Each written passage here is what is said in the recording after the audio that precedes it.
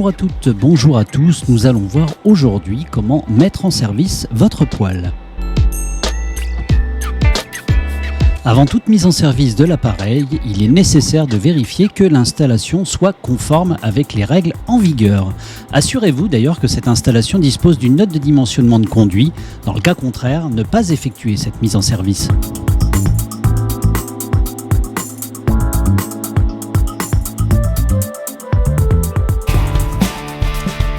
Contrôlez que toutes les pièces soient bien mises en place à l'intérieur de la chambre de combustion, telles que le creuset, le cendrier, la grille décorative ou encore la plaque de fond et les vermiculites.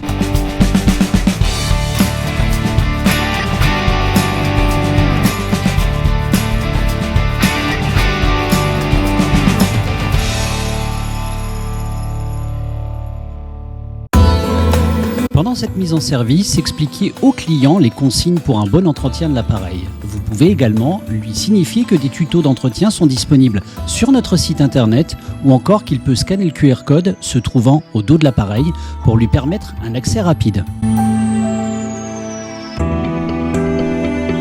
Branchez électriquement le produit et basculez l'interrupteur. Vérifiez également que les LED se trouvant sur le wicket s'allument. Munissez-vous de la télécommande, mettez les piles et effectuez une synchronisation de cette télécommande. Vous pouvez également consulter le tutoriel télécommande pour réaliser cette opération. Pour synchroniser le smartphone de votre client avec son appareil, consultez le tutoriel connexion Wi-Fi. Avant le réglage et le démarrage du produit, assurez-vous que la vis sans fin de l'appareil soit chargée. Effectuez un chargement manuel avec la télécommande, attendre que les granulés remplissent le creuset de moitié, stoppez le chargement manuel de granulés et videz ensuite le creuset dans la trémie, puis remettez-le en place.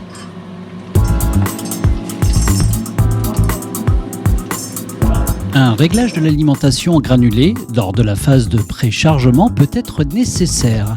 Munissez-vous d'un chronomètre et effectuez un chargement manuel. Arrêtez le chronomètre dès que le niveau de granulés recouvre correctement le trou de la bougie. Allez dans le menu technique, puis dans le sous-menu temps. Allez jusqu'au paramètre T03 et vérifiez que la valeur chronométrée corresponde à la valeur par défaut. Si ce n'est pas le cas, diminuez ou augmentez la valeur.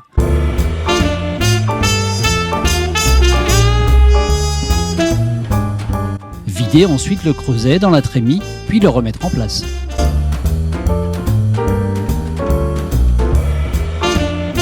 Procédez ensuite à l'allumage de l'appareil.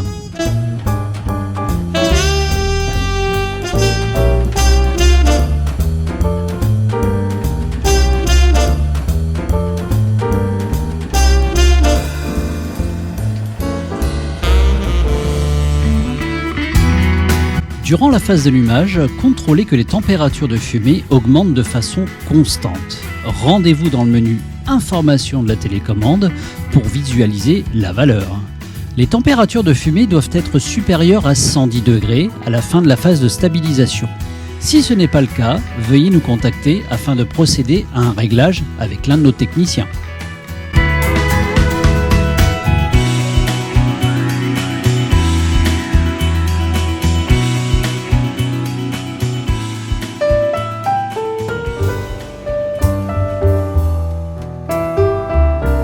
Pendant la montée en température de l'appareil, nous vous invitons à expliquer le fonctionnement de la télécommande et de l'application 4Heat à votre client. Vous pouvez utiliser les tutoriels mis en ligne sur notre site internet pour vous aider. Il est important de montrer au client les fonctions suivantes. Changement de la température de consigne, changement de la puissance de combustion, montrer le bouton d'allumage et extinction de l'appareil, puis effectuer une programmation de plage horaire avec la fonction chrono.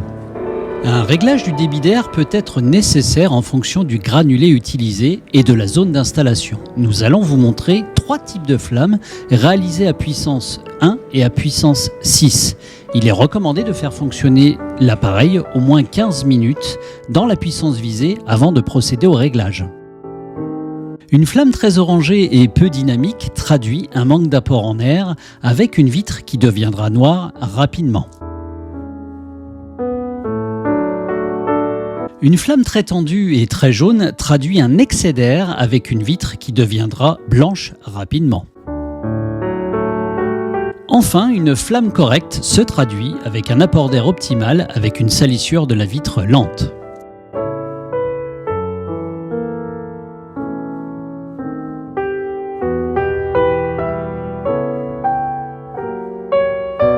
À l'identique, à puissance 6, une flamme très orangée et peu dynamique traduit un manque d'apport en air avec une vitre qui deviendra noire rapidement.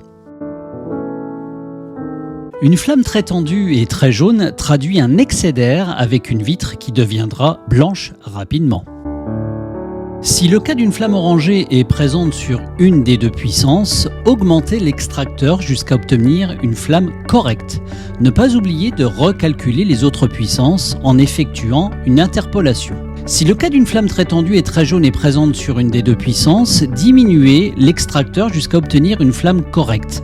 Ne pas oublier de recalculer les autres puissances en effectuant une interpolation. Et enfin, nous vous déconseillons de régler le débit de granulés sauf en cas de température de fumée incohérente. Dans ce cas, nous vous invitons à nous contacter afin de procéder à un réglage avec l'un de nos techniciens.